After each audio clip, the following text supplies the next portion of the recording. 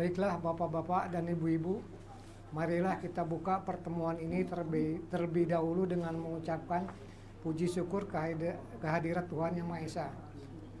Namun sebelumnya saya ingin menyapa Bapak-Bapak dan Ibu-Ibu.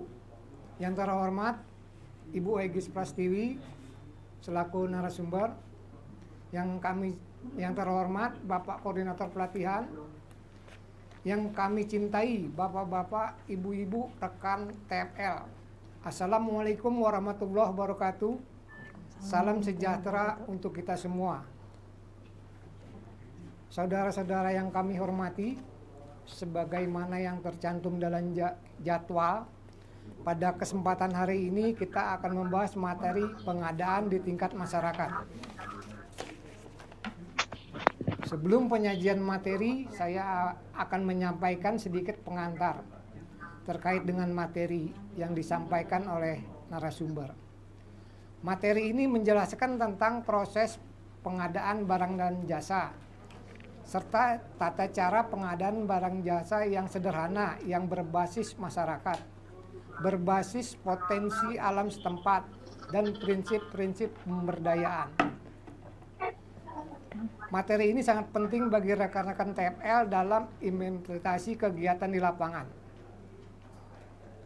Baiklah, sebelum narasumber menyampaikan materi, saya sampaikan beberapa ketentuan sebagai berikut. Narasumber kami beri waktu untuk penyampaian materi dan sekaligus diskusi selama 2 jam. Selama narasumber menyampaikan materi, tidak ada interupsi dari peserta. Setelah narasumber menyampaikan materi, maka akan dibuka sesi tanya jawab.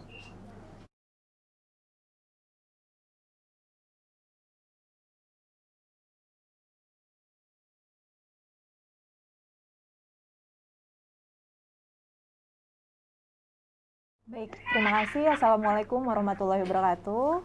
Selamat siang Bapak Ibu sekalian dan tim. Untuk sesi kali ini, mungkin sesi yang pertama, ini kita sudah telat dari waktunya. Ini harusnya tadi pukul 10 karena kesalahan teknis. Ini kita mundur jadi pukul 11. Jadi mungkin nanti kita usahakan ini bisa selesai di 12:30 atau paling lambat di jam 1. Jadi untuk kali ini saya akan membawakan materi mengenai pengadaan di tingkat masyarakat. Mungkin sebelum materi saya berdiri terlebih dahulu biar nggak kaku Bapak Ibu sekalian. Jadi ini sebenarnya materi, kalau saya tahu kan, kalau saya lihat di absen kali ini kan kita wilayah Jawa ya, dari Kabupaten Demak, Pekalongan, Klaten, Cilacap, dan Banyumas. Kayaknya kalau lihat di rapat progres ini sudah fisik untuk kegiatannya. Jadi mungkin sebelum saya mulai materinya, jadi biar saya nggak terlalu banyak materi, jadi biar tahu nanti kedalamannya seperti apa, saya mau coba dulu diskusi ya dengan Bapak Ibu sekalian. Jadi diskusi dengan sekalian, saya mau perwakilan mungkin ya, saya akan panggil dari Kabupaten Demak, Bapak Wahyudi. Bapak Wahyudi ada? Bisa di on-in untuk... Ada. Bapak Wahyudi ya? Bapak Wahyudi. Dari Kabupaten Demak. Oke, ada ya.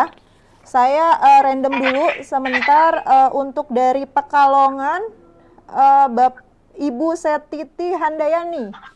Ada Ibu Setiti Handayani?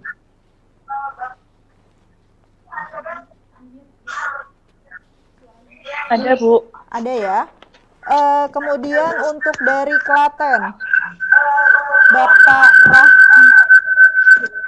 Rahri Ari Suseno, ada?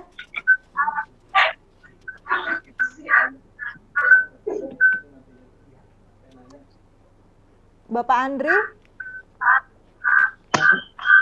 Jadi kenapa saya panggil, karena diskusi kali ini saya maunya nih 2 arah ya, nggak 1 arah. Jadi untuk jadi tidak hanya mendengarkan materi saja, karena kita juga mau tahu nanti kondisi di lapangan seperti apa. Bapak Andri bisa? Ya. Oke. Mana Bapak Andri? Iya. Ada ya? Oke. Kemudian dari Banyumas, Bapak Ibu Linda Rositawanti, ada?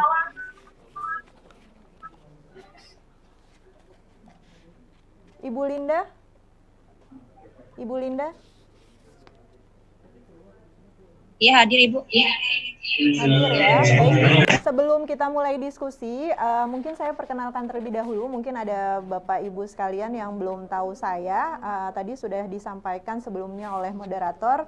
Nama saya Egis Prastiwi. Dari Cilacap belum, Bu? Oke, iya nanti tadi saya cuma ngetes aja Pak satu-satu ya Pak ya. Baik, saya perkenalkan diri terlebih dahulu.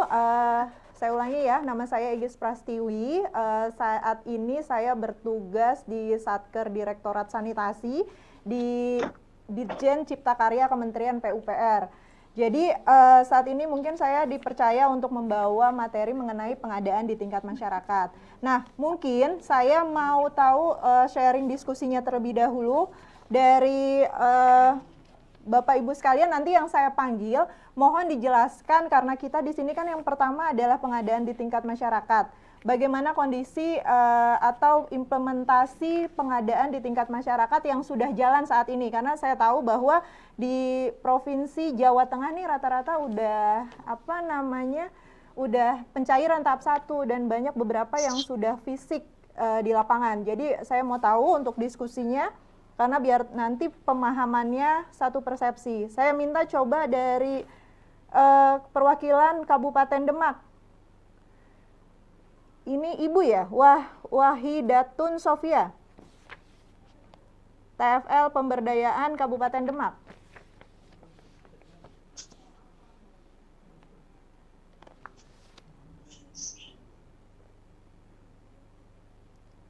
Ibu Wahidatun, ada?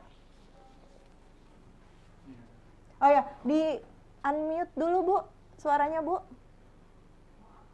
Karena suaranya masih belum Ya, silakan Bu, bicara Bu. Halo ya. Iya, silakan Bu Sofia. Sebentar Mbak, sebentar. Kedengar belum Mbak? Halo, halo. Suaranya masih kecil ya kayaknya ya. Silakan Bu Sofia. Bisa dijelasin nggak Bu Sofia, kan di sini nih saya perwakilan Demak untuk implementasi pengadaan di tingkat masyarakat yang Ibu laksanakan seperti apa Bu Sofia?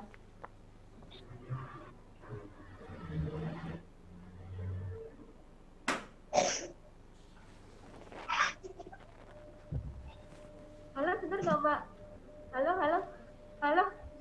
Iya, silakan. Mbak, nanti aja dulu Mbak. Suaranya lagi tak ini dulu. Halo. Nah itu kenapa Bu Sofia? Halo. Iya, kedengeran Bu. Halo. Grogi kali ya Ibu Sofia. Yaudah kita ke Kabupaten Pekalongan, nanti dipersiapkan ya Bu Sofia ya. Dari Bapak Amrik Nurfik Ahmajid.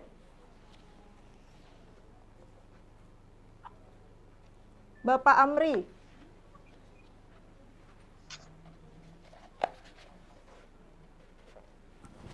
Gimana Bapak Amri?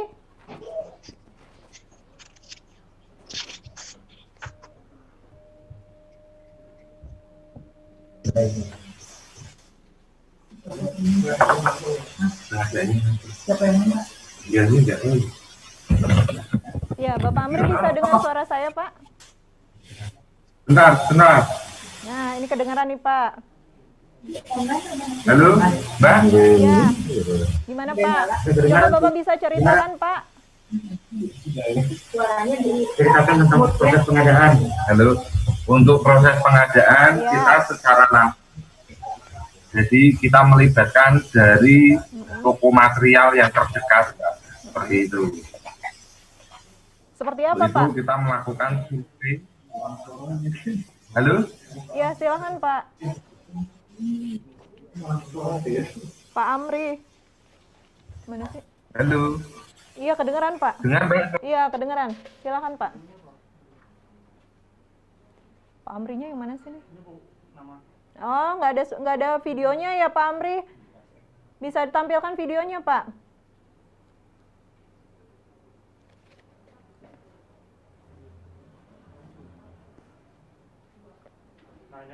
Nah, ya Pak Amri, silakan Pak Amri. Di unmute dulu.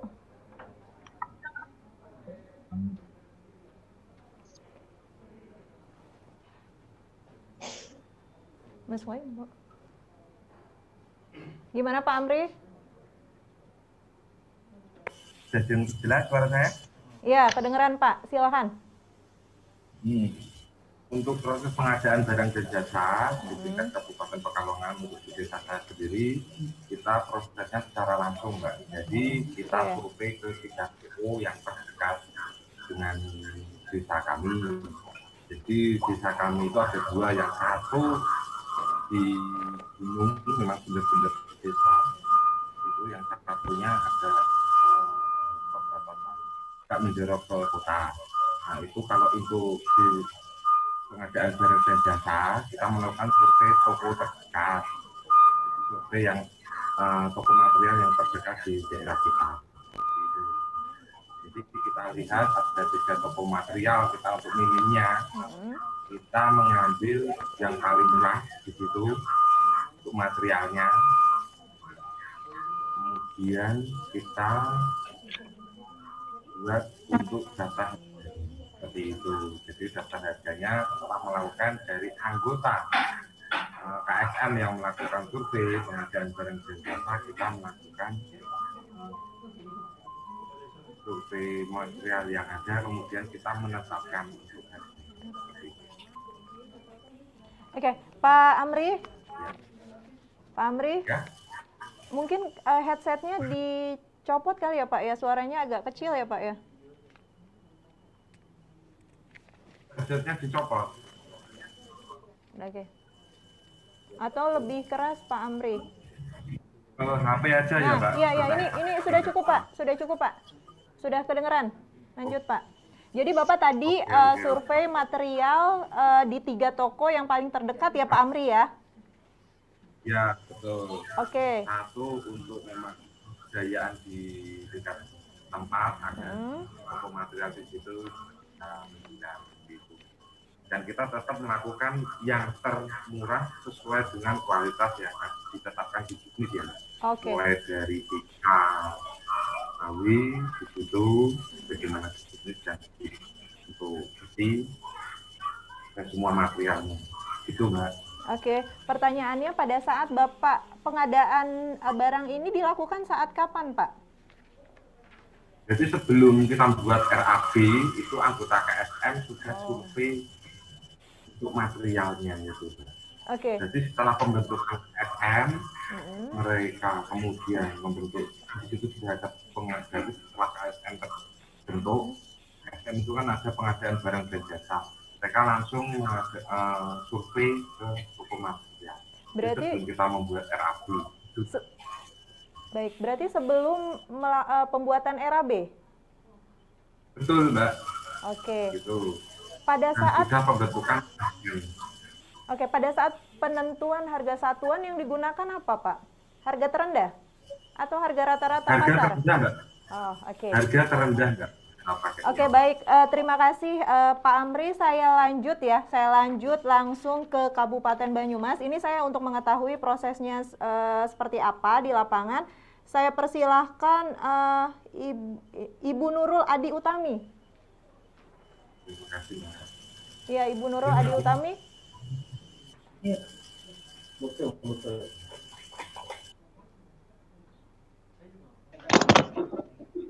Ada ya, halo? Ya. Silahkan Ibu Nurul. Bisa dijelaskan nggak Bu di Kabupaten barang Banyumas? Di desa dampingan saya Dharma Kradenan dan Banjaranyar itu kurang lebih sama dengan Kabupaten Pekalongan. Jadi sebelum penyusunan RAB dilakukan survei ke 3 toko terdekat. Kebetulan ada 3 toko material di masing-masing desa. Terus untuk hasil survei tersebut nanti harga terendah kita pakai buat harga satuan di RAB. Oke. Lanjut. Itu aja. RAB yang ada di RKM. Mbak Tina bisa menjawab pulpen. Baik. itu di Kabupaten Banyumas ya. Saya biar tahu. Coba di Kabupaten Klaten. Bapak Andri Arisuseno. Ya. Saya tidak akan tanggapi dulu tadi prosesnya seperti apa. Saya mau tahu kondisinya, baru nanti saya lanjut ke materi. Terima kasih. Ya, yang Klaten silahkan Bapak Andri. Bisa dijelaskan di Klaten seperti apa Pak? Proses pengadaan di tingkat masyarakatnya Pak Andri. Untuk pengadaan di Klaten, itu pengadaan langsung ya Bu ya. Ya, pengadaan di tingkat kita masyarakat. terendah dari survei tingkat umum.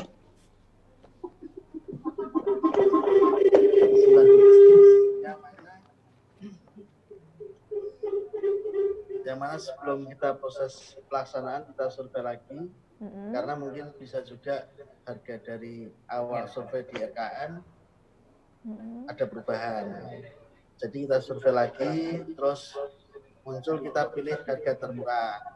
Kemudian setelah ketemu harga termurah, kita bersama KSM tim pengadaan bersama juga TFL, Platifel juga berembuk bareng-bareng bikin berita acara kesepakatan untuk toko yang akan ditunjuk sebagai pemasok material. Jadi gambarannya di Klaten kayak gitu, kita pilih dari harga termurah. Oke, itu harga termurah untuk menentukan RAB atau untuk penentuan toko, Pak? Jadi untuk menentukan RAB oke, RAB ya. Harga termurah juga kalau memang nggak ada, kita tentukan harga dari standar kabupaten. Itu juga Bu kita pakai Bu. Dan mungkin ada beberapa material yang mungkin di pasaran itu juga nggak ada. Mungkin itu Bu. Oke, Pak Andri, saya mau tanya, apakah dilakukan proses pemaketan, Pak? Pemaketan pada saat pembelian atau harga survei? Oh, untuk di sini rata-rata kita pakai pemaketan juga beberapa barang yang sekiranya memang itu perlu dipaketkan Bu. Kan macam-macam. Apalagi kan mungkin nanti ada material lokal juga. Oke, terima kasih Pak Andri. Tadi yang belum dari Cilacap ya?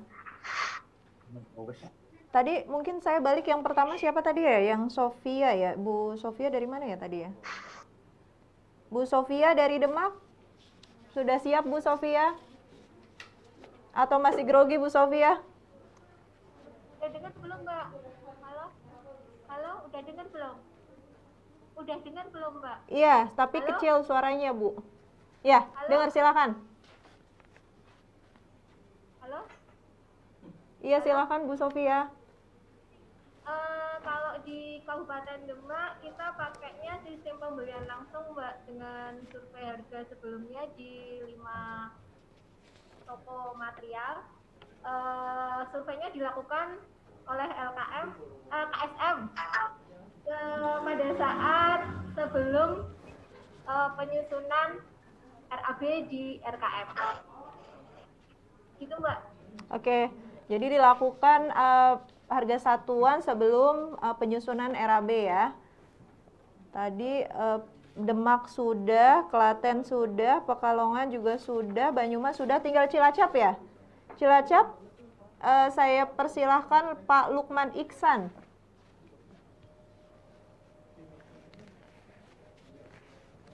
Pak Lukman Iksan.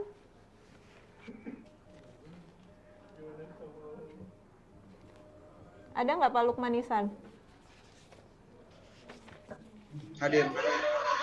Hadir, silakan Pak. Coba bisa dijelaskan pengadaan di tingkat masyarakat di Kabupaten Cilacap, Pak. Saya dari Teknik Teknik Cilacap izin menjawab.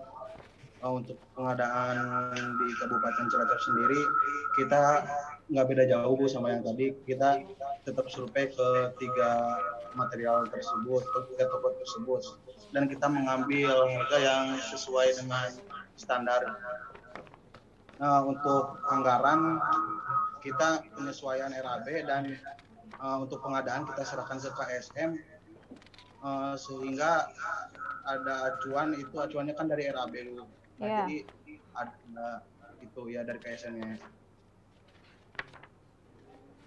Oke, Pak Iksan, terima kasih tadi. Baik, terima kasih Bapak Ibu sekalian tadi atas penjelasan sedikit mengenai kondisi pelaksanaan pengadaan tingkat masyarakat di kotanya masing-masing. Mungkin kenapa tadi saya tanya, jadi saya nggak mau nanti ini biar kita sebagai diskusi mana yang salah, mana yang mungkin harus diperbaiki. Mungkin saya langsung ke materi Bapak Ibu sekalian ya. Jadi Bapak Ibu sekalian mudah-mudahan materinya sudah terlihat di layar. Saya akan paparan. Mungkin lanjut aja. Baik. Ini kalau misalnya di layar, kalau misalnya ini hanya pengertian aja, jadi kalau pengadaan sebenarnya ini kita bisa melihat di peraturan yang terbaru, yaitu di Perpres nomor 16 tahun 2018 tentang pengadaan barang dan jasa. Mungkin langsung aja next.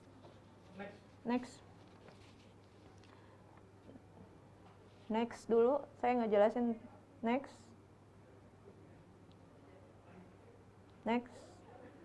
Di slide keempat. Nah ya, saya mau ngejelasin dari sini mungkin ya. Jadi peraturan presiden yang terbaru mengenai pengadaan barang dan jasa ini ada di Perpres nomor 16 tahun 2018. Di situ ada turunannya namanya Perka LKPP mengenai swaklola Bapak Ibu sekalian. Mungkin di next ya. Tampilannya masih lanjut tipe 1, tipe 2, tipe 3. Nah, ini kalau di tampilan Bapak Ibu sekalian, jadi nanti bertanya ngapain sih kita harus melakukan pengadaan barang dan jasa. Jadi ini dasarnya adalah ini, Perpres 16 tahun 2018. Kalau kita lihat di dalam Perka LKPP, ini ada 4 tipe Bapak Ibu sekalian. Jadi ada tipe 1, ini di mana pelaksanaan diawasi oleh penanggung jawab anggaran. Tipe 2, ini ada direncanakan dan diawasi oleh penanggung jawab anggaran, ini oleh pelaksana swaklola. Dan tipe 3, ini direncanakan dan diawasi oleh organisasi kemasyarakatan. Dan yang keempat, ini ada tipe 4, di mana direncanakan di penanggung-jawaban anggaran berdasarkan usulan kelompok masyarakat dan dilaksanakan serta diawasi oleh kelompok masyarakat. Jadi kegiatan ini Bapak Ibu sekalian, kegiatan bantuan BLM ini masuk ke dalam tipe 4 kalau dalam Perka LKPP Perpres 16 tahun 2018. Nah, kenapa sih ini diatur? Karena Bapak Ibu sekalian di sini mengelola uang negara. Bantuan yang langsung dikelola swaklola oleh masyarakat senilai 350 juta. Mungkin saya minta tolong ke slide kedua. Ya, mundur. Satu lagi. Nah, Bapak Ibu sekalian, tadi kan perpresnya. Nah, ini istilahnya. Jadi biar nanti istilah-istilah ini nggak salah. Jadi kita namanya dalam perpres atau perka LKPP itu ada istilahnya namanya pengadaan. Jadi pengadaan ini adalah proses memperoleh barang dan jasa berupa pengalihan dari pihak ketiga atau dari pihak yang mengadakan, diperoleh dengan kualitas tepat dan harga termurah. Kemudian ada yang disebut penyedia barang dan jasa. Ini adalah badan usaha atau orang perseorangan yang menyediakan barang dan jasa. Jadi pada saat kita membeli toko, nah toko itu disebut penyedia barang dan jasa. Kemudian tata cara pengadaan. Ada yang namanya tata cara pengadaan. Ini yang kita pelajari sekarang Bapak Ibu sekalian. Jadi nanti saya ajari bagaimana tata cara pengadaan. Jadi ada di sini kan tata pengadaan di tingkat masyarakat. Jadi memang nanti ada tata cara yang sederhana berbasis masyarakat. Kemudian berbasis potensi alam dan prinsip-prinsip pemberdayaan. Nah, yang terakhir, kegiatan ini ada yang disebut namanya swaklola.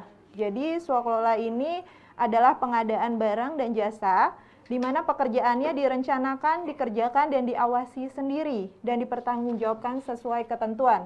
Namanya semua diatur oleh perpres, maka semua yang Bapak Ibu kelola ini dipertanggungjawabkan dan pasti akan diaudit. Makanya ini harus dilaksanakan.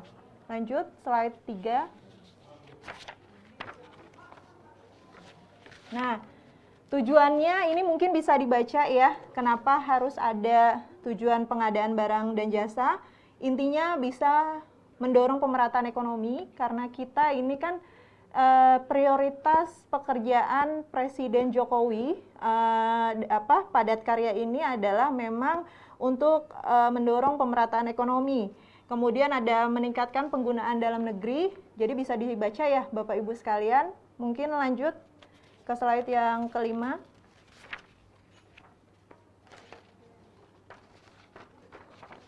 Nah, ini mungkin struktur organisasi yang harus ada di RKM. Mungkin 2 tahun sebelumnya kalau BLM itu struktur organisasinya untuk Barjas ini di luar KSM.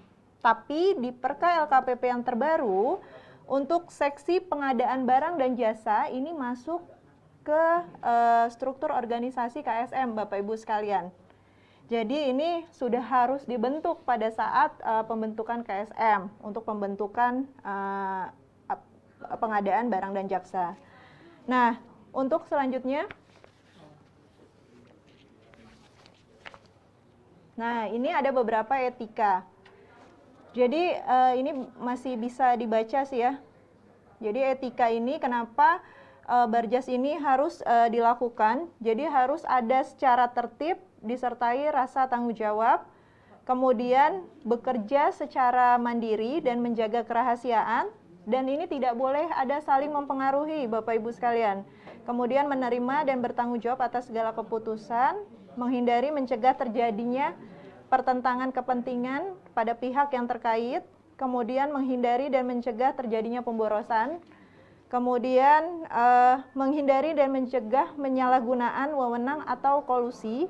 Yang terakhir, tidak menerima, tidak menawarkan, atau tidak menjanjikan untuk memberi atau menerima hadiah, imbalan, atau komisi.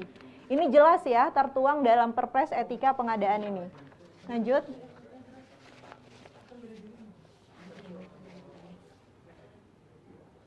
Bisa lanjut. Nah, proses ini yang harus dipahami oleh Bapak Ibu sekalian. Jadi kan Bapak Ibu sekalian, kalau kita LPJ, selama ini TFL atau di lapangan itu taunya LPJ itu hanya keuangan dan fisik. Padahal kalau di Juknis kita itu jelas tertuang LPJ itu ada 3, LPJ keuangan, fisik, dan LPJ pengadaan barang dan jasa. Dan kadang-kadang ini yang tidak dilakukan, yang ketiga ini. Nah, padahal kalau misalnya di audit, ini pasti ketiga-tiganya akan dicek. Jadi mungkin saya akan simulasi ya. Jadi yang pertama tim pengadaan ini harus memahami RKM. Ini saya garis bawahi, berarti harus memahami RKM, khususnya RAB yang menjadi acuan bagi tim pengadaan untuk melakukan perencanaan dan pemaketan. Tadi saya dengar Bapak Ibu sekalian di kabupaten kota, ini Barjasnya dilakukan sebelum membuat RAB. Ini proses yang masih salah. Jadi masih salah persepsinya masih belum sama di lapangan. Jadi gini Bapak Ibu sekalian, pada saat Bapak Ibu sekalian menentukan harga satuan, itu bukan proses pengadaan di tingkat masyarakat atau bukan pemilihan toko, belum berlangsung. Jadi pengadaan di tingkat masyarakat atau pemilihan toko itu akan dilakukan setelah RAB jadi dan dilakukan pemaketan. Jadi tadi saya garis bawahi bahwa seluruh kabupaten kota ini kalau di Jawa, mudah-mudahan di kabupaten yang lainnya nggak keliru ya. Jadi ini dilakukan sebelum RAB jadi. Pertanyaannya, kalau Bapak Ibu sekalian RAB atau harga survei digunakan yang terendah, pada saat membentuk RAB akan kesulitan Bapak Ibu sekalian pada saat nanti tokonya harganya menjadi tinggi. Akan sulit nanti kalau ada perubahan adendum. Ini yang salah menjadi salah Bapak Ibu sekalian. Ya, jadi jelas pada saat sebelum membentuk RAB itu adalah menentukan harga satuan sesuai harga pasar, bukan harga yang terendah. Tolong digarisbawahi ya Bapak Ibu sekalian ya, tadi kayaknya masih salah semua. Jadi harga pasar, jadi diambil harga rata-rata. Nah, setelah RAB jadi, baru dilakukan pemaketan, baru itu proses pengadaan tingkat masyarakat atau pemilihan toko berlangsung. Jadi jangan dipilih dulu tokonya kalau RKM-nya belum jadi. Nah, pertanyaannya kalau RKM belum jadi, ternyata batal BLM dilaksanakan di provinsi itu, di kabupaten tersebut atau di desa tersebut, tapi Bapak sudah melakukan SPK dengan toko, itu berbahaya sekali. Karena kan SPK itu kan mengandung kalau sudah tanda tangan kontrak. Atau pertanyaannya itu belum dilakukan, jadi ditarik mundur. Jadi itu yang perlu dipahami Bapak Ibu sekalian. Nah, kalau dari poin 1, itu kan tim pengadaan harus memahami RKM ya. Lalu dilakukan pemaketan. Saya coba contohnya ya, pemaketan seperti ini. Oh, ini belum kubuka.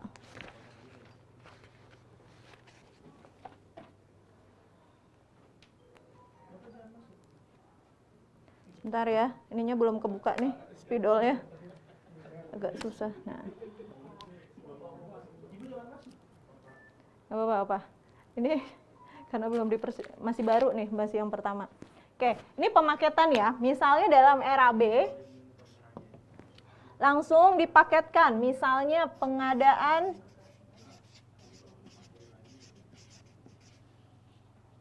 semen.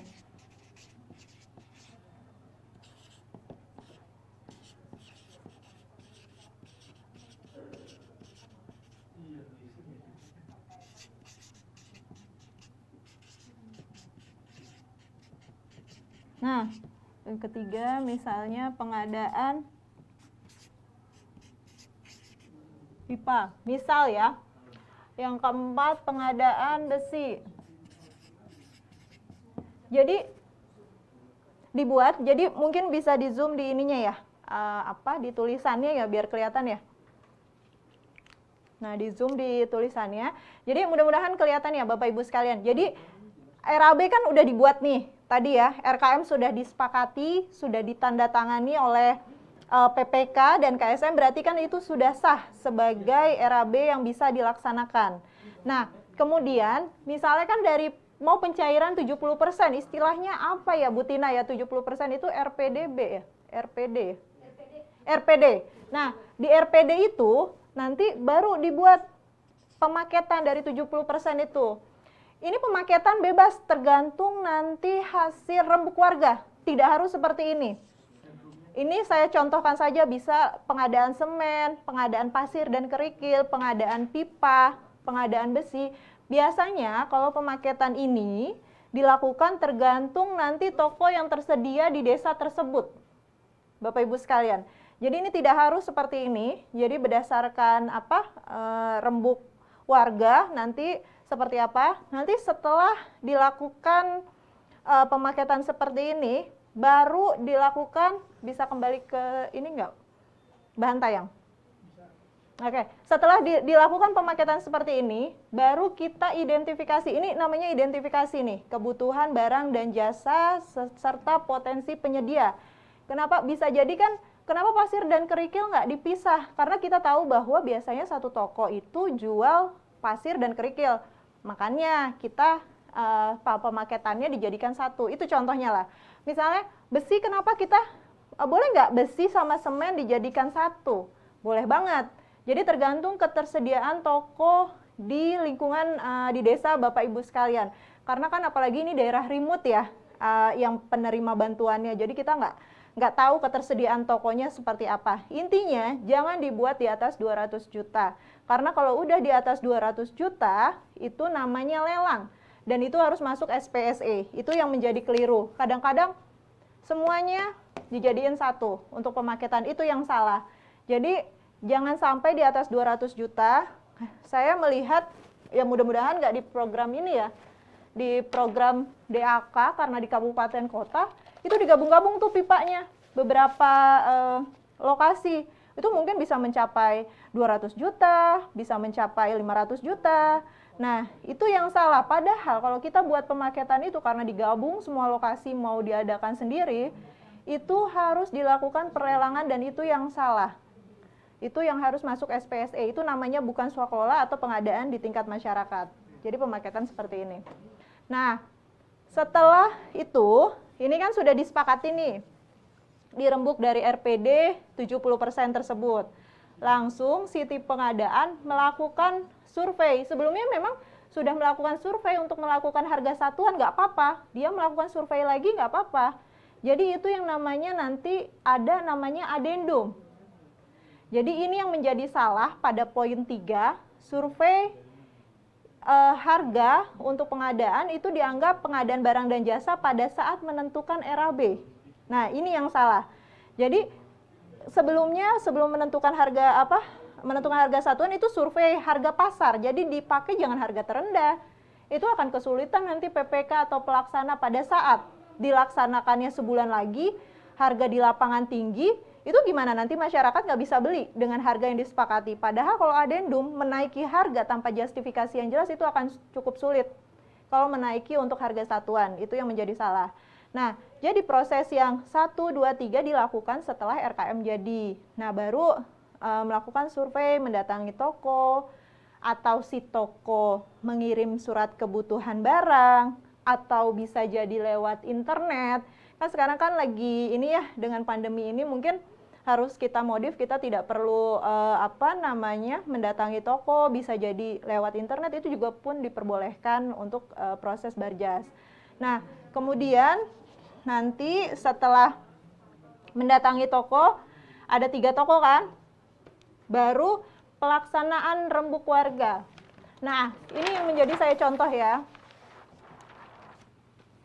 Jadi, misal, ini yang selalu saya ajarkan, mungkin ada TFL lama harusnya sudah tahu nih, tapi pasti masih banyak TFL baru.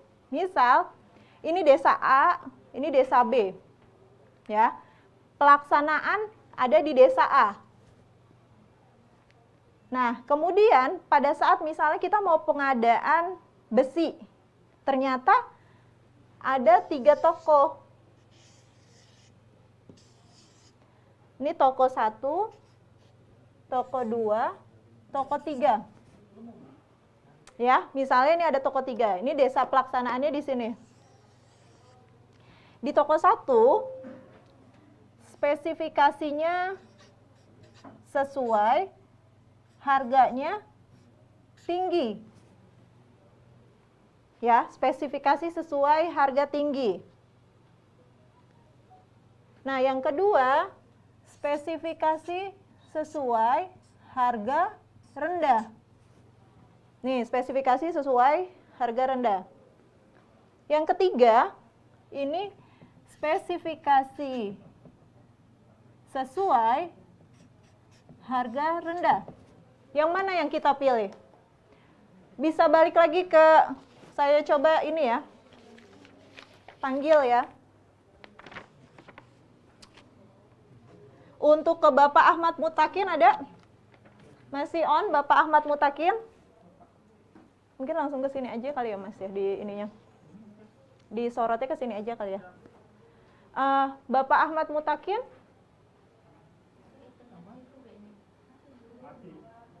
Mati?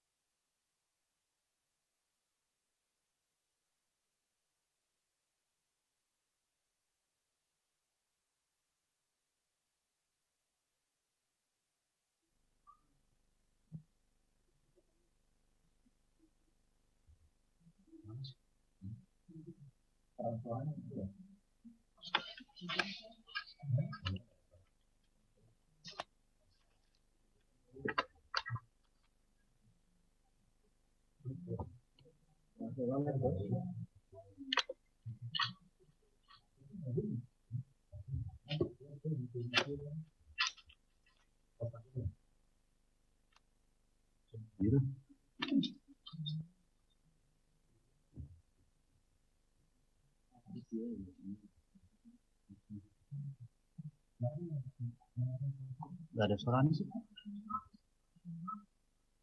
Nggak ada.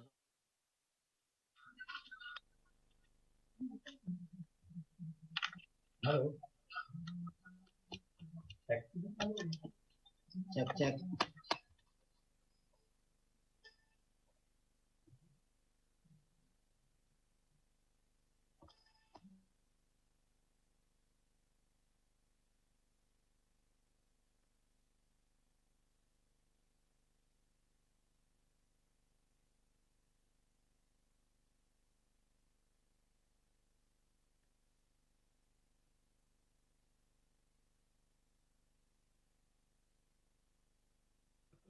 Maaf bos, suaranya hilang.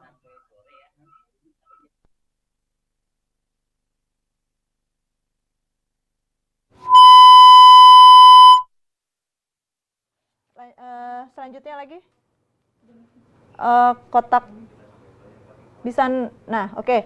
Nah, tadi yang saya jelaskan seperti di Perka LKPP Perpres 16 tahun 2018, namanya pengadaan itu ada dua, Bapak Ibu sekalian. Jadi pengadaan langsung dan pengadaan yang dilakukan secara lelang. Pengadaan langsung itu dilakukan kalau nilainya kurang sampai dengan 200 juta. Tadi makanya saya jelaskan bahwa kalau sudah 200 juta atau di atas 200 juta itu harus dilakukan pengadaan lelang sederhana. Ya, pengadaan lelang sederhana itu prosesnya akan lama dan repot. Jadi harus masuk ke SPSE, kemudian harus pakai kontraktor atau pakai penyedia jasa. Tidak bisa seperti toko. Nah, itu yang akan menjadi salah.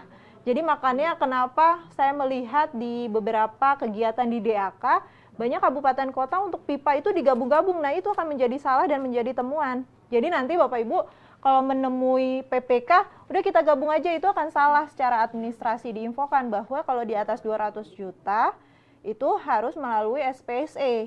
Kalau misalnya dipaketkan 200 juta digabung-gabung semua lokasi, kemudian dilakukan proses pelelangan, kemudian tidak masuk ke SPSE tapi langsung memilih penyedianya atau tokonya, itu langsung akan jadi temuan dan pasti akan harus membalikan ke negara pada saat diaudit kalau administrasinya salah.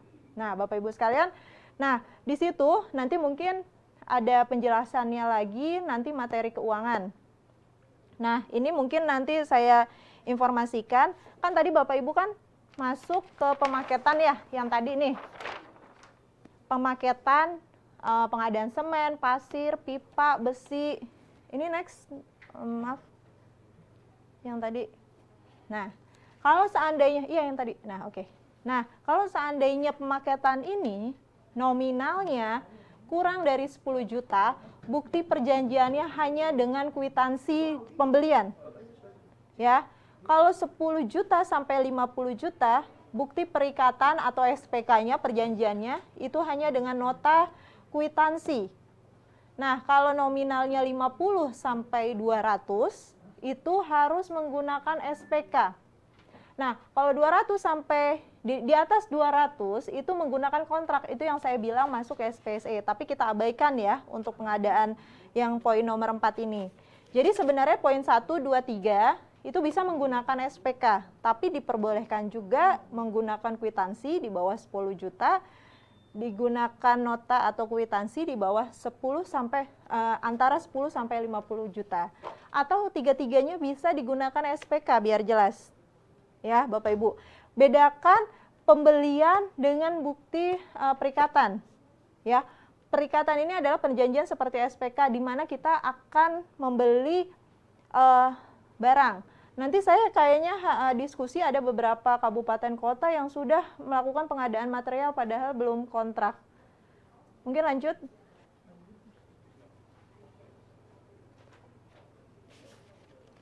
Ya, lanjut. Oke. Nah, ini sebenarnya ketentuan-ketentuan tahapan yang diatur dalam Perpres 16.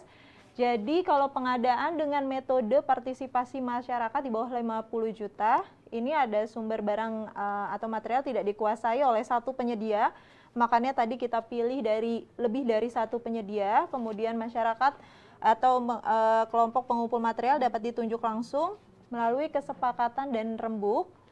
Kemudian cara pengadaan barang yang berasal dari masyarakat atau pengumpul ini untuk nilai 1 sampai 10 dilakukan pembelian langsung kepada penyedia barang. Kemudian untuk nilai di atas 10 sampai 50 dilakukan pembelian langsung kepada satu kelompok masyarakat. Terus harga yang ditawarkan telah disepakati bersama dan tidak melebihi batas RAB. Nggak kelihatan lagi. Tidak melebihi RAB. Makanya kenapa proses penyediaan jasa pemilihan toko ini jangan dilakukan sebelum RAB. Jadi dilakukan setelah RAB sedia. Oke. Dan kemudian untuk sewa kendaraan untuk mengangkut material tersebut dapat dibayar terpisah. Jadi untuk transportasi ini dapat dilakukan terpisah. Baik, kayaknya kita sudah bisa interaksi lagi. Saya balik lagi ya ke proses interaksi ya. Bapak Ibu sekalian, sebelum saya masuk yang agak ribet-ribet, jadi saya mau satu persatu dulu nih untuk pemahaman persepsi. Nah, saya ulangi lagi sebelum nanti saya bertanya. Jadi misal ada kondisi, ini ada desa A, kemudian ini ada desa B. Ya, kita misalnya tadi melakukan pengadaan besi. Nah, di sini ada tersedia 3 toko. 1, 2, 3. Ya, untuk toko pertama, spesifikasinya ini sesuai, tapi harganya tinggi. Ya, kemudian toko yang kedua, spesifikasi sesuai, harganya rendah. Dan untuk yang ketiga, ini spesifikasi sesuai, harganya rendah. Lokasi pelaksanaannya ada di desa A. Yang saya tanyakan, toko mana yang akan dipilih Bapak Ibu sekalian kalau kondisinya seperti ini? Saya langsung panggil ke ini dulu deh. Kabupaten Pekalongan, Bapak Heris Pramono. Ada Bapak Heris Pramono? Bapak Heris?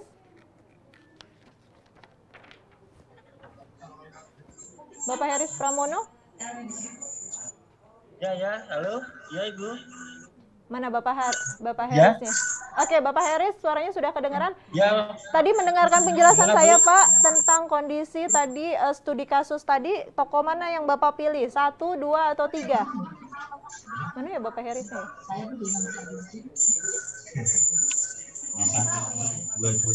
Yang 2 itu, Ibu.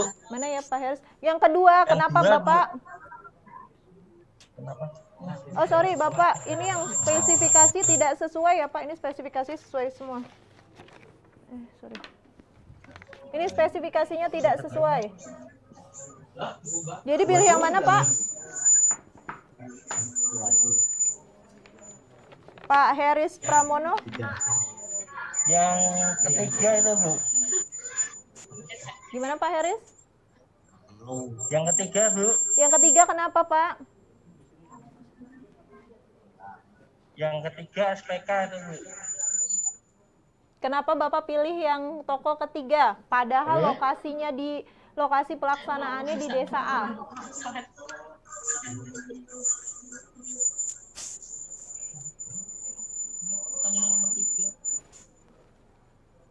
Yang nomor 3, Bu. Ya, kenapa Bapak pilih yang nomor 3? Suaranya. Halo? Ya, silakan Pak. Saya mendengar Pak. Ini suaranya.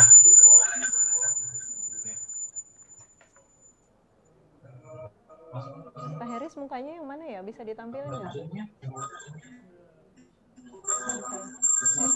Ya, silakan Pak Heris.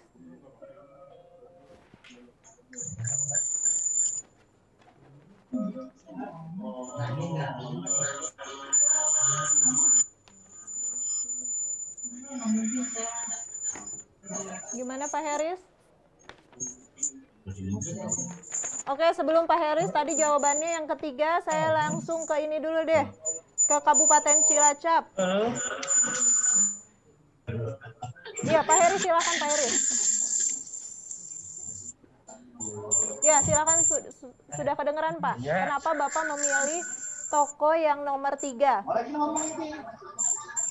Kurang suaranya. Pak Heris bisa dengar suara saya?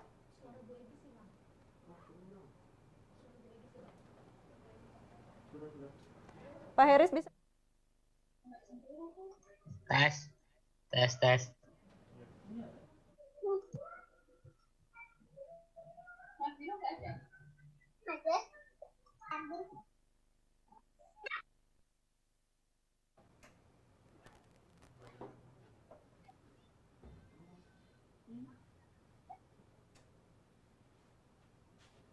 Pak Heris? Oke, kita coba lanjut ke selanjutnya yang Cilacap ya. Ke Bapak Karomah Rizky Fauzi. Ya, Bapak Karomah Rizky Fauzi.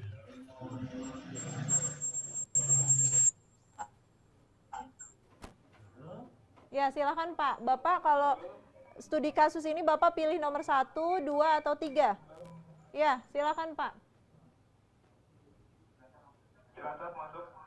Ya, kedengaran Pak.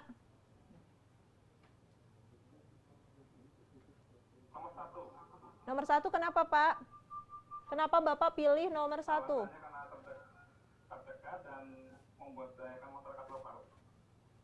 Oke, karena padahal harganya tinggi, Bapak pilih itu, nomor 1. Iya. Oke, selanjutnya terima kasih. Saya coba dengarkan yang ke selanjutnya dari Banyumas, Bapak Muhammad Dipa Nugroho. Silakan Bapak Muhammad. Bapak Dipa Nugroho ya.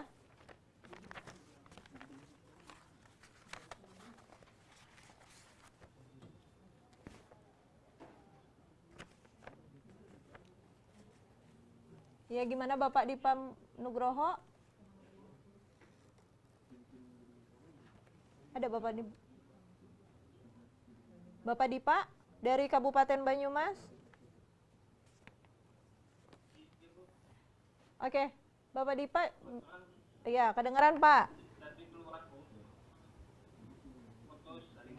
Oh, putus. Oke, Bapak tadi mendengarkan saya jelaskan nggak Pak Dipa?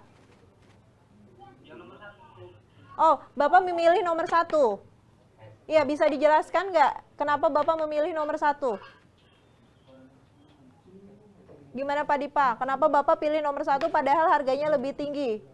Spesifikasinya sesuai, harganya tinggi. Kenapa Pak?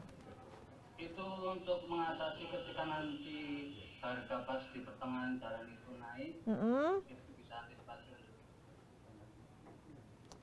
Oke, Bapak bilang mengantisipasi harga nanti kalau naik. Padahal kan ini Bapak lagi milih toko nih Pak. Sudah sepakat dengan harganya, harusnya udah nggak boleh naik lagi Pak.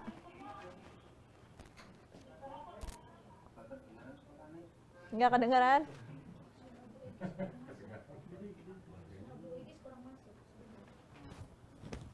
Kedengeran nggak Pak Dipa? Oke, Bapak kenapa pilih nomor 1? Tadi katanya biar nanti mengantisipasi harga naik. Padahal kan kita lagi milih toko, Pak. Sedang memilih toko, dan itu kan tokonya kalau kita sudah sepakat ya dia harus memberikan harga itu, udah nggak boleh naik turun lagi. Gimana Pak?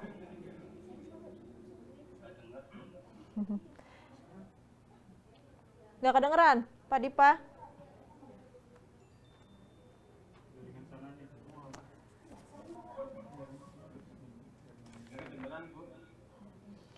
Oke, saya masuk ke Kabupaten Demak. Lanjut ke Pak Tri Susanto. Pak Tri Susanto, dengar nggak Pak Tri?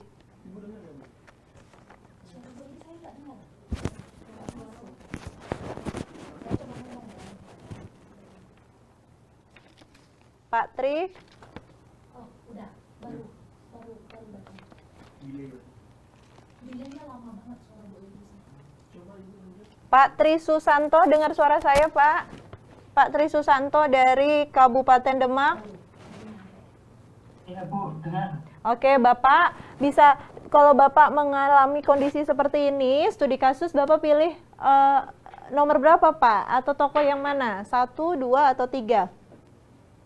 Yang 3 Bu. Yang ketiga, kenapa Pak?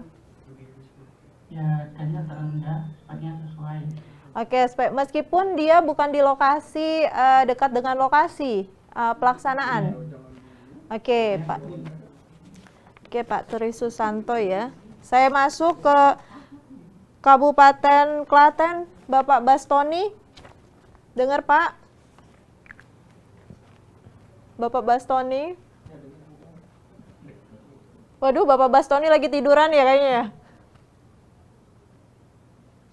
Pak Bastoni suaranya masih di mute, Pak.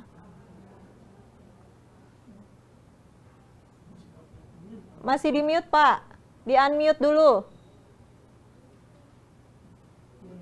Nggak kedengeran suara Bapak ke sini.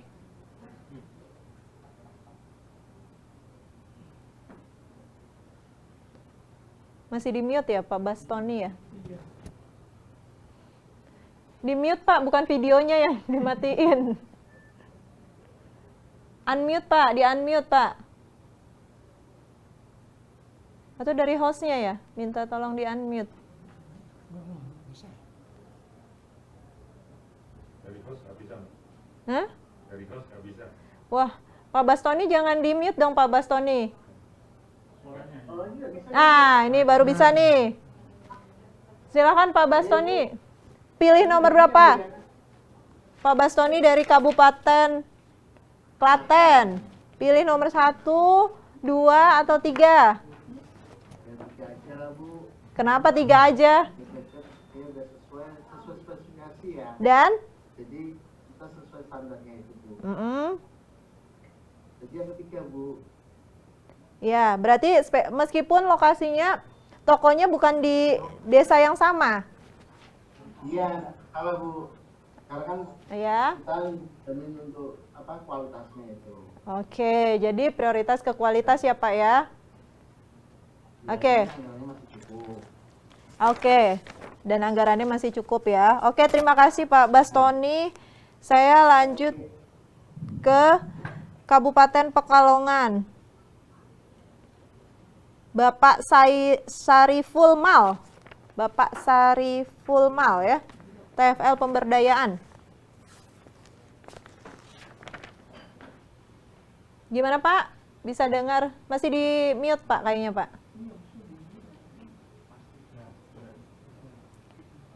Masih di mute Bapak Sariful.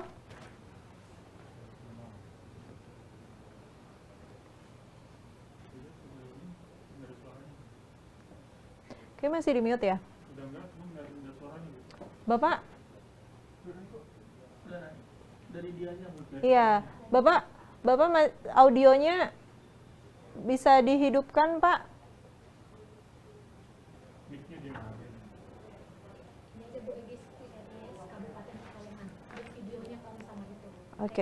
Oke, saya lanjut dulu ke Heries Pramono ya tadi ya. Kabupaten Pekalongan yang tadi nih, Bapak Heries. Nah, Bapak Heries, silahkan Pak. Bapak pilih nomor 1, 2, atau 3? Yang nomor 3 tuh. Kenapa pilih nomor 3 Pak, padahal bukan di lokasi desa yang sama? Harga yang rendah kualitas bagus. Oke. Di luar desa Bu. Oke. Yang penting Oke. kualitas bersih dan harga yang terendah. Oke, terima kasih Pak Heries untuk tanggapannya. Baik, Bapak Ibu sekalian, ini saya jelas. Ya, terima kasih ya Pak Heries ya. Terima kasih atas tanggapannya. Tadi ada beberapa, kita tadi dengar Bapak Ibu. Ya, kita dengar tadi beberapa jawaban atau tanggapan dari Bapak Ibu sekalian. Setelah tadi saya memaparkan ya mengenai proses pengadaan barang jasa, kalau kondisinya seperti ini, mana yang terpilih? Nah, ini kayaknya udah pada benar, yang terpilih adalah nomor 3. Kenapa? Tadi kan prinsip dari pengadaan barang dan jasa atau pemilihan toko pengadaan di tingkat masyarakat itu wajib spesifikasinya yang sesuai dan harganya paling terendah. Jadi tidak harus dekat dengan lokasi atau di lokasi pelaksanaan. Kalau memang pada saat survei, nanti kan meskipun jauh, ini harus diinformasikan juga, ini harga ini termasuk transport atau tidak untuk dilakukan ke desa A. Kalau memang termasuk transport, harga ini maksudnya harga satuan dan transport ya, atau harga satuan sampai ke lokasi. Jadi kalau misalnya dengan transport ini harganya tetap rendah, ini kita wajib memilih ini. Tapi kalau misalnya harga, meskipun ini harganya tinggi, kemudian ini harga rendah, tapi ternyata ini belum termasuk transport, itu berarti diulang karena tadi sempat hilang. Diulang lagi dari Oke, karena hilang di sini untuk toko yang kita pilih adalah toko yang nomor 3, Bapak Ibu ya, mudah-mudahan pada dengar semua ya, toko yang nomor 3. Jadi kenapa kita pilih toko nomor 3? Karena spesifikasi sesuai dan harga rendah dibanding toko yang lain. Jadi pada saat menentukan harga ke toko, itu harga ini sudah harus termasuk dengan transportasi sampai ke lokasi. Jadi jangan dipisah ya, untuk mempertimbangkan harga itu harus dengan transportasi. Kalau memang dengan transportasi ini harganya rendah, jadi kita wajib memilih ini. Nggak boleh kita, padahal dia meskipun dekat kemudian harga tinggi, ini kita nggak boleh memilih itu aturan dalam Perpres. Jadi kalau ada studi kasus ini, kita harus memilih toko yang ketiga. Mudah-mudahan jelas ya Bapak Ibu sekalian. Sebelum saya masuk lagi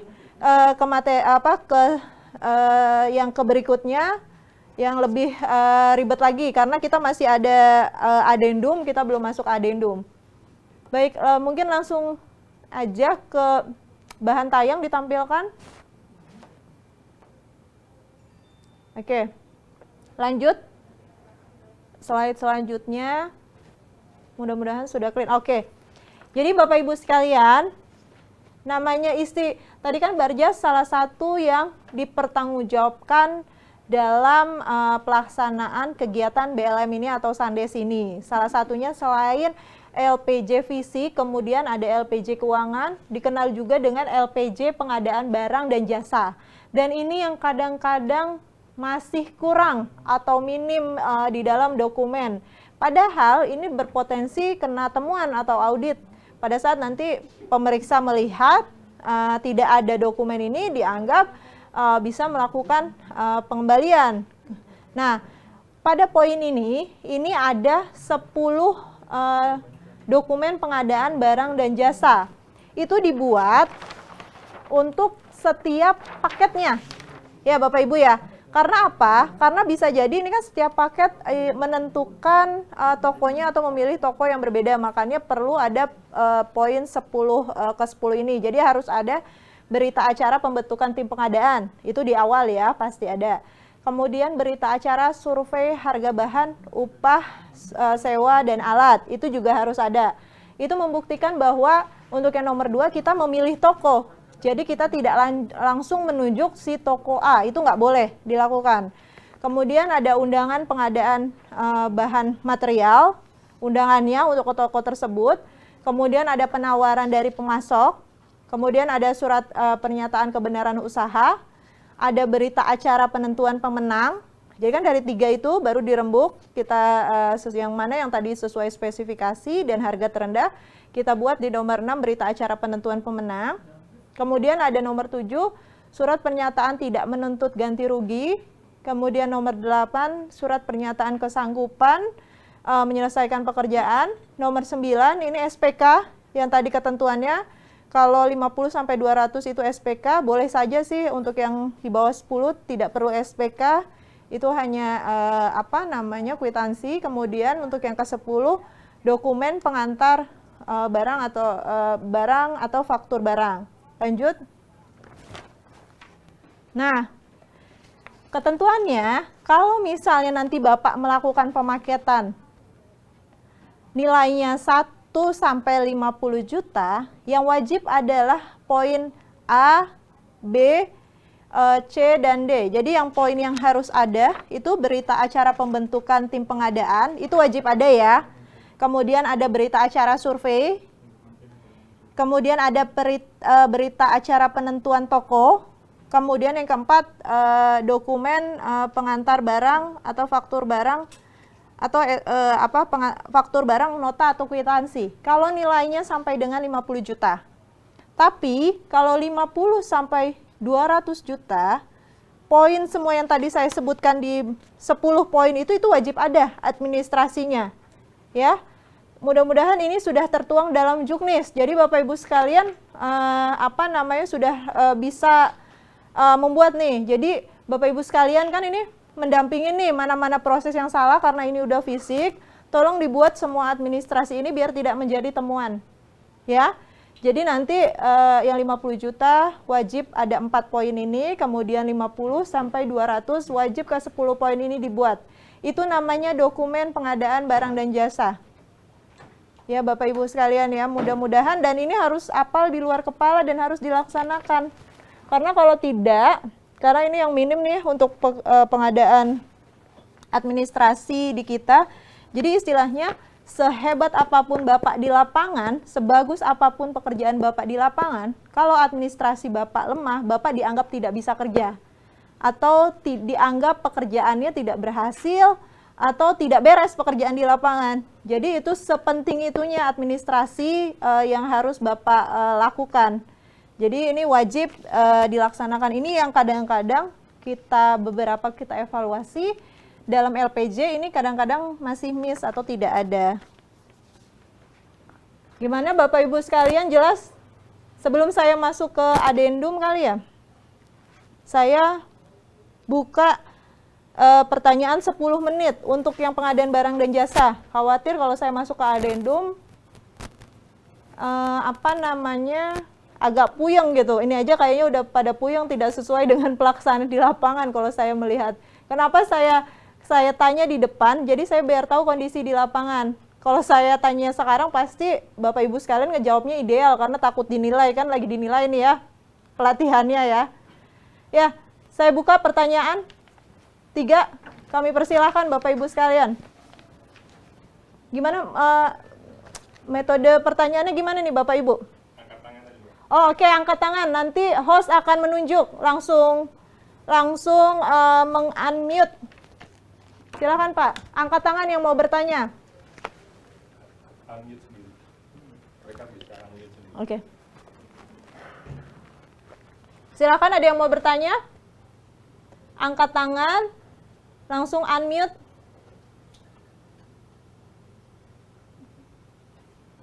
Sudah cukup jelas nih? Mumpung lagi pelatihan, ini buat penyamaan persepsi, biar nggak salah-salah nanti untuk dokumennya. Ada yang bertanya? Pak Aris. Oke, Pak Aris katanya, silakan Pak Aris. Pak Aris ya, bukan Heris ya, Aris ya. Aris Sumargono. Oh, Pak Aris Sumargono katanya.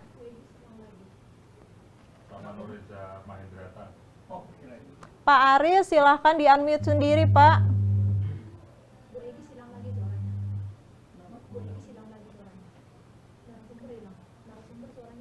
Pak Aris bisa di-unmute sendiri. Siapa lagi selain Pak Aris? Nureza. Nureza, Bapak atau Ibu ya? Bapak. Bapak Nureza, silakan.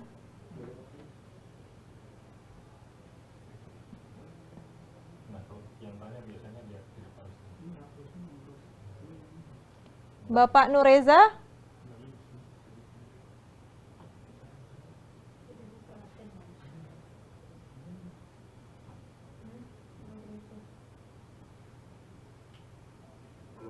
Iya, siapa tuh? Silakan Pak, disebutkan namanya sama dari kabupaten mana Pak?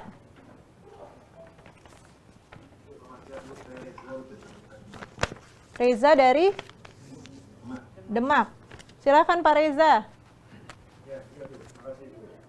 Bu, untuk nanti saya tanyakan lagi masalah penentuan toko itu.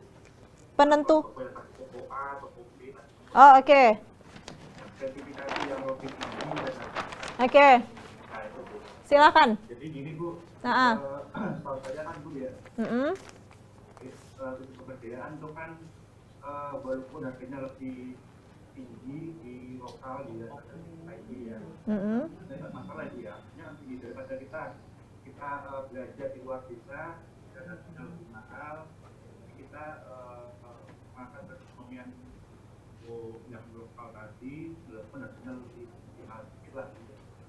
Tapi tetap kita memperhatikan spesifikasinya yang artinya spesifikasinya yang harus masuk itu ya. Cuma tadi bilang kalau yang kita milih yang di kopi dengan catatan spesifikasinya lebih tinggi dan harganya lebih rendah. Padahal mungkin kita juga bisa tuh. Padahal kan kita khususnya kan bisa kaya ya.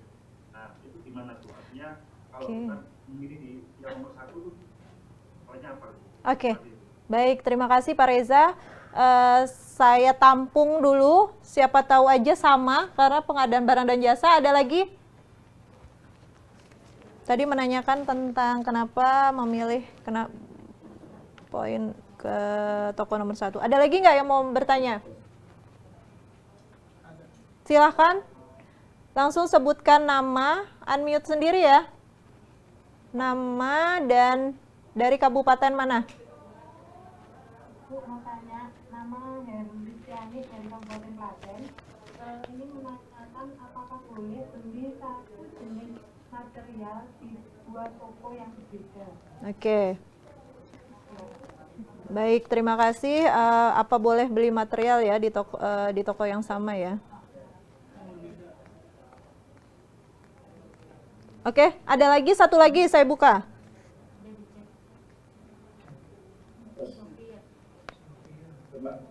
Ya, silakan Pak, sebutkan nama dan kotanya Pak.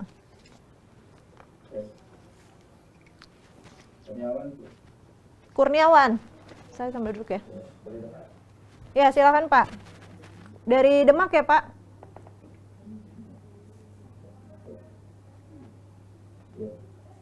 Terkait pemaketan itu, ya. Kan disampaikan bahwa ada pemaketan material ya. Ya. Kemungkinan kami kan juga ada pemaketan dari sumber alam yang disampaikan ada batu bata, pasir, kemudian koral, kemudian ada pemaketan terkait semen dan besi, kemudian ada pemaketan terkait kayu existing ya, kemudian itu kan hampir 20 juta sampai 30 juta. Itu berarti kan kalau pemaketan seperti itu jadi lebih dari 3 toko boleh ya? Kan, kalau selesai kan kita minimal 3 toko, berarti kita harusnya dari awal bisa lebih dari 3 toko ya selesainya. Oke. Baik, terima kasih Bapak Kurniawan. Terima kasih Bapak Ibu sekalian, mungkin 3 pertanyaan dulu ya, karena mengingat waktu, nanti adendum baru saya buka lagi pertanyaan. Tadi saya menjawab pertanyaan yang pertama dari Bapak Reza dari Kabupaten Demak. Ini boleh nggak sih kalau kita milih nomor 1 dengan kondisi seperti ini? Kenapa kita nggak milih nomor 1 padahal lokasinya? Bapak, saya infokan lagi bahwa prinsip dari pengadaan itu adalah memilih spesifikasi yang sesuai harga terendah. Jadi tidak ada spesifikasi tinggi atau spesifikasi rendah, Pak. Yang ada adalah spesifikasi sesuai atau tidak. Kemudian harga, baru harga rendah atau tidak. Nah, pertanyaannya, pada saat Bapak survei, misalnya 3 toko sudah didapat di desa A, Bapak bisa langsung memilih. Tapi kalau memilih dari spesifikasi yang sesuai, harga terendah. Tapi kalau kondisinya 3 tokonya ini melintasi desa, kemudian didapat spesifikasi sesuai, kemudian harga terendahnya adalah di toko ketiga, dan toko ini sudah memperhitungkan harga transportasi dan tetap rendah, harus kita pilih ini Pak. Apalagi kalau 3 toko ini Bapak masukkan ke BA survei. Jadi akan salah kalau kondisinya Bapak seperti ini, tapi Bapak pilih nomor 1. Itu salah di proses pengadaan. Ya, jadi pengadaan yang benar prinsipnya harus tetap spesifikasi sesuai harga rendah. Kecuali 3 tokonya di sini, Bapak tetap harus pilih yang terendah juga Pak. Bapak nggak boleh pilih harga yang tertinggi. Itu akan jadi temuan. Nah, itu yang pertanyaan dari Pak Reza. Kemudian Ibu Heristiani dari Kabupaten Klaten nanya, apabila tadi pemaketan, tadi ya Bu ya, ada pemaketan ini, misalnya pemaketan 1 dan 2, belinya di toko yang sama, boleh nggak nih? Nah ini diperbolehkan Bu, asal proses yang tadi saya jelaskan di awal, harus memilih 3 toko dulu, kemudian dipilih spesifikasi yang sesuai, harga terendah, nanti menunjuknya ke toko yang sama, itu diperbolehkan, Bu. Jadi itu tidak akan dianggap sebagai penunjukan langsung atau tidak dianggap seperti kolusi kalau misalnya Ibu tidak ada proses administrasi itu. Kalau proses itu sudah dijalankan, spesifikasi sesuai, harga rendah, terus kemudian Ibu menunjuk toko yang sama, tapi administrasi yang tadi saya jelaskan itu tidak ada, itu akan jadi temuan malah. Makanya kenapa pentingnya administrasi Bapak Ibu sekalian buat, yang tadi kalau 10 sampai 50 yang wajib ada administrasinya apa aja, kemudian 50 sampai 200 yang wajib ada itu apa aja. Itu untuk menghindari temuan kalau seandainya pemeriksa menyalahkan kok belinya di toko yang sama. Seperti itu, Bu Herianti. Jadi diperbolehkan asal administrasinya jelas dan proses pengadaan barang dan jasanya sudah sesuai. Terus yang Bapak Kurniawan ya, Kurniawan dari Kabupaten Demak menanyakan pemaketan. Pak, kalau pemaketan ini intinya prinsipnya adalah ini hasil rembuk, Pak. Jadi apapun itu Bapak melakukan pemaketan dasarnya adalah dari sumber sumber daya yang tersedia, SDA yang tersedia, berdasarkan ketersediaan toko, itu boleh saja. Jadi kayak tadi saya jelaskan, bisa aja pengadaan pasir dan kerikil ini dibedakan karena tokonya banyak yang beda, atau mau disatukan karena ketersediaan tokonya rata-rata sama, jadi saya satukan. Atau semen kemudian dengan pasir kerikil mau dijadikan satu, boleh. Itu diperbolehkan, itu hasil rembuk, monggo aja terserah, asal pemaketan masing-masing ini tidak melebihi 200 juta. Jadi bisa dilakukan secara pengadaan di tingkat masyarakat. Seperti itu. Yang tidak boleh adalah pengadaan biasanya pipa atau besi, beberapa lokasi dijadikan satu, langsung proses pengadaan, dipilih toko, baru dipilih toko, itu yang nggak boleh. Karena khawatir di atas 200 juta itu harus lelang. Jadi harus per paket atau di bawah 200 juta. Baik, itu mudah-mudahan sudah cukup jelas untuk yang Barjas. Saya masuk dulu ke adendum, penjelasan sedikit, baru saya buka sesi pertanyaan lagi. Minta tolong Mas langsung ke bahan tayang.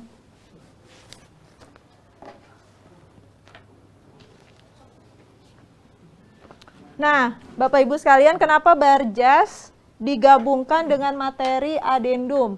Mudah-mudahan kalau Bapak Ibu kan kontrak kerjanya dengan PPK Provinsi ya, harusnya ini lebih paham dengan adendum. Jadi adendum ini benar diatur dalam Perpres 16 tahun 2018, di mana kalau misalnya terdapat perbedaan antara kondisi lapangan pada saat pelaksanaan dengan gambar atau spesifikasi teknis atau KAK yang ditentukan dalam dokumen RKM bagian dalam kontrak, PPK bersama KSM dapat melakukan adendum atau perubahan kontrak. Jadi apa aja sih? Kapan sih dilakukan adendum? Yang pertama kalau misalnya mau menambah atau mengurangi volume yang tercantum dalam kontrak. Kemudian menambah atau mengurangi jenis kegiatan. Kemudian mengubah spesifikasi teknis sesuai dengan kondisi lapangan atau mengubah jadwal pelaksanaan. Jadi berapa kali sih adendum harus dilaksanakan? Ini berkali-kali, Bapak mau lakukan sekali, mau lakukan 2 kali, mau lakukan 5 kali, 10 kali, itu monggo saja, itu tidak ada batasannya. Dan ini wajib dilakukan. Yang menjadi aneh adalah Bapak RAB-nya atau RKM-nya atau gambarnya itu menjadi sama dari awal pelaksanaan, dari pertama kali kontrak sampai dengan selesai kontrak, itu RKM tidak ada perubahan atau RAB. Itu yang akan menjadi temuan mungkin. Jadi jangan, kalau menurut Bapak, kalau adendum tidak ada, itu dianggap hebat, itu dipikir pasti ada temuan. Saya melihat kondisi real di lapangan kadang-kadang ya Pak ya, Bapak yaudahlah buat dulu, pelaksanaan dulu, baru RKM diganti sesuai real di lapangan, itu yang akan menjadi salah. Karena pasti akan ada perubahan, apalagi ini perencanaan yang buat masyarakat dengan Bapak tidak mengukur langsung. Jadi akan aneh kalau tidak ada perubahan. Ya Bapak Ibu sekalian, jadi ini adendum wajib dilakukan. Sederhana kok Bapak Ibu sekalian, jangan dianggap kalau misalnya membuat adendum itu seperti membuat RKM dari ulang, enggak. Jadi pada saat misal RAB ya, misal perubahan RAB. Kalau kita mau merubah RAB, misal ada perubahan, Bapak tinggal membuat berita acara perubahan, ya mudah-mudahan ini ada di Juknis nih. Berita acara perubahan, apa aja nih yang berubah? Semulanya apa, menjadinya apa, justifikasinya apa. Kemudian ditandatangani PPK dan KSM, terus dilampirkan RAB yang berubah atau dilampirkan gambar yang berubah. Seperti itu, jadi hanya 1 atau 2 lembar saja untuk adendum. Jadi tidak perlu seperti membuat RKM. Atau kalau memang ada surat menyurat, perlu untuk lebih menguatkan justifikasi dipersilahkan. Misal, untuk mengubah jadwal pelaksanaan, itu mungkin hanya perubahannya saja adendum dari perubahannya semula apa, menjadi misalnya dari 3 bulan menjadi 4 bulan karena force major, karena ada ini misalnya ada pandemi, tidak bisa, masih lockdown di daerahnya nih, tidak bisa pelaksanaan, jadi harus diperpanjang. Silahkan saja, itu diperbolehkan. Jadi dituangkan, hanya disepakati dan dibuat justifikasinya. Semudah itu Pak adendum. Jadi jangan berpikir adendum itu membuat RKM baru, tidak. Tapi mengantisipasi perubahan-perubahan, jadi Bapak bisa fleksibel, tidak kaku. Yang menjadi salah, Bapak pada saat menentukan harga satuan, Bapak gunakan harga terendah. Itu akan menjadi salah, karena menaikkan harga satuan itu tidak diperbolehkan. Tapi menaikkan volume itu diperbolehkan, menurunkan volume diperbolehkan, tapi menaikkan harga satuan itu tidak diperbolehkan. Jadi kalau menaikkan harga satuan itu harus dengan justifikasi yang benar-benar jelas. Itu pun kalau berani PPK-nya itu akan tetap menjadi temuan meskipun justifikasinya jelas. Jadi jangan salah ya Pak ya, pada saat membuat RKM kemarin gunakan harga satuan yang rata-rata. Mudah-mudahan juga sih kalau yang terendah Bapak bisa aplikasikan, tidak ada kenaikan juga nggak masalah, tapi itu akan menjadi bumerang ke kita sendiri. Pada saat Bapak bikin yang nih paling rendah, Bapak mendapatkan misalnya 35 KK nih ya, untuk 35 unit. Ternyata terjadi kenaikan. Efeknya harus berkurang unitnya menjadi 30 unit. Pasti ada permasalahan sosial, nanti ada konflik sosial di lapangan. Nanti yang nggak jadi karena lonjakan harga yang tinggi itu. Kenapa nggak boleh pada saat penentuan harga satuan digunakan harga paling rendah, tapi harga rata-rata di pasar. Pada saat pemilihan toko, setelah RAB jadi, baru dipilih spesifikasi yang sesuai harga terendah. Bagaimana Bu kalau misalnya RAB-nya terlalu besar, harganya rendah, ternyata misalnya di RAB 10, ternyata kita dapat 5. Diadendumkan baru, dihitung ulang, siapa tahu bisa menambah unit atau penerimaan manfaat. Seperti itu Bapak Ibu sekalian. Bisa next nggak?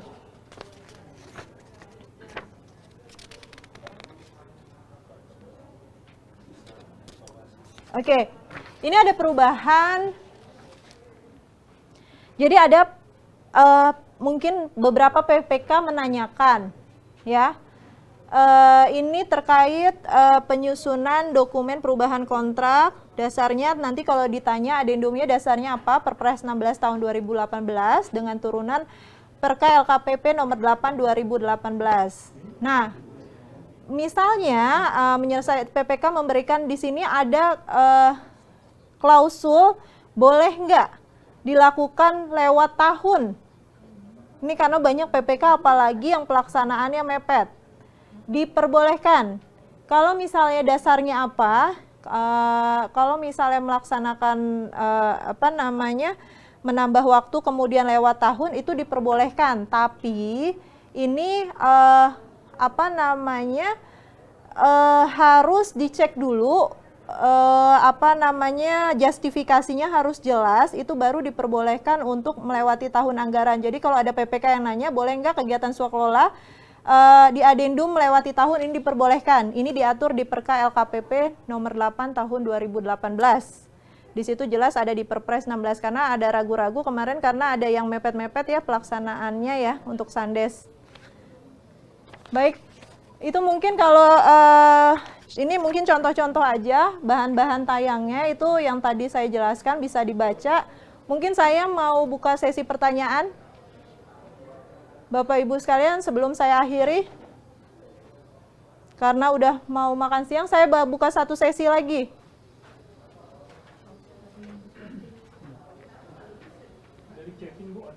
Iya, silahkan. Bapak Ibu yang mau bertanya, langsung aja di unmute. Hah? Oh, pin chatting ya? Saya nggak baca soalnya.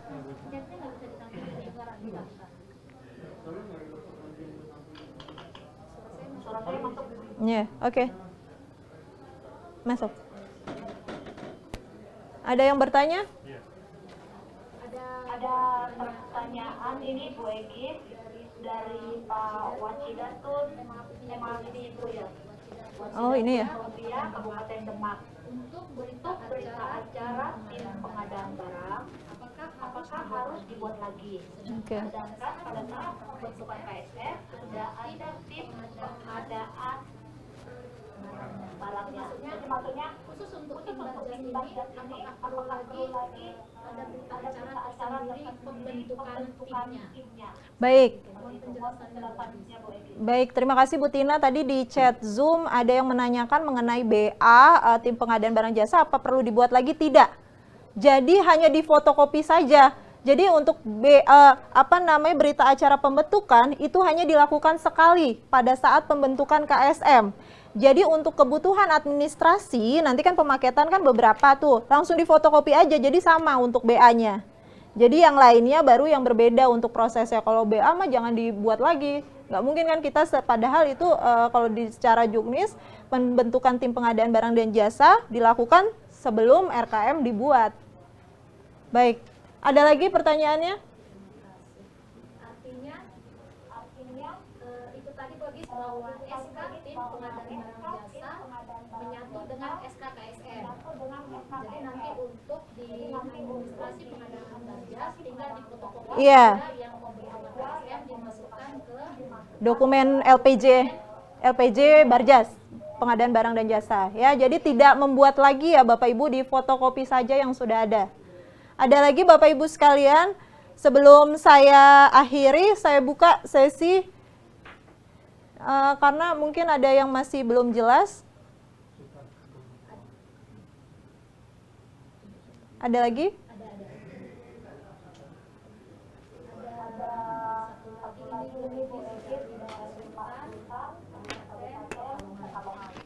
misal ada material yang tidak tersedia di 3 toko untuk penyediaannya. Bagaimana mekanismenya? Bisa mohon penjelasan. Baik, terima kasih Bu Tina. Ada yang menjelaskan kalau material tidak tersedia di 3 toko. Berarti kita tidak boleh mensurvei di 3 toko yang tidak tersedia. Kita harus mensurvei ke toko-toko yang tersedia. Nah, kondisinya bagaimana kalau misalnya di sekitar lokasi tidak ada, udah didatengin. Jadi, survei itu bisa dilakukan secara online, bisa melalui internet, atau bisa datang ke desa sebelah seperti yang tadi saya studi kasus yang tadi saya jelaskan. Jadi kalau memang tidak ada di 3 toko berarti itu namanya tidak tersedia.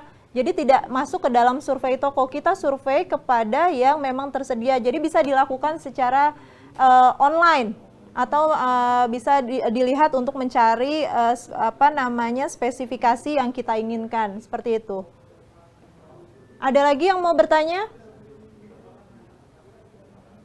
Karena ini atau sudah cukup jelas ya? Nggak ada lagi ya? Iya, silakan Pak. Di unmute ya Pak, sebutkan nama. Bapak, mohon maaf namanya siapa Pak? Saya tidak bisa melihat wajah Bapak soalnya. Saya Reza, Bu. Oke, Pak Reza lagi ya. Silakan Pak. Ya, Bu. Tadi kalau secara online, survei secara online itu dokumennya apa aja Ibu yang diperlukan? Iya, di print Pak. Berarti surveinya di print, kan Bapak nanti kan online nih ya, di print harganya, kemudian Bapak ada untuk memastikan harganya sekian dan spesifikasi, Bapak harus hubungi di telepon. Jadi nanti buktinya adalah printan harganya dan spesifikasinya. Biasanya kan mereka menjual kan dijelaskan spesifikasinya. Gimana Pak? Gimana Pak? Iya, betul Pak. Sesuai dengan, tapi Bapak harus pastikan via telepon, jangan-jangan harganya yang murah sudah tidak update atau seperti apa. Nanti pas Bapak telepon kalau memang sesuai ya Bapak print, tapi kalau misalnya mereka ada kenaikan atau apa, atau lebih turun lagi, mereka suruh kirim lagi aja penawaran via email. Ada lagi?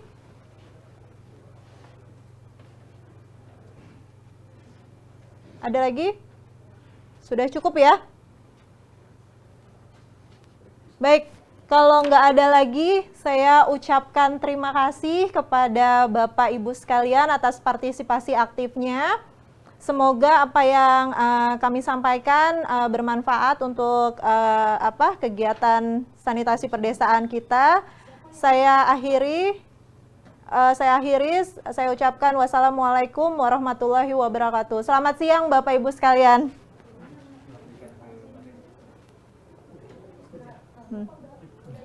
Ya, saya kembalikan kepada panitia.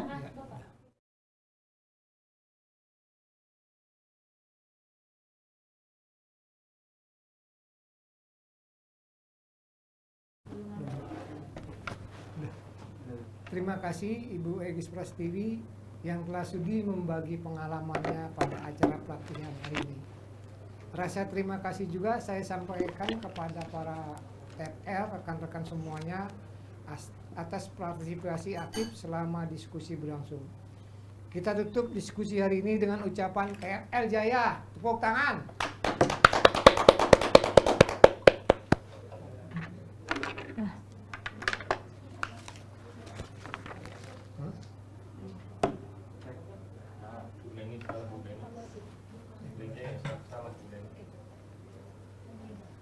Ada jawaban kontur.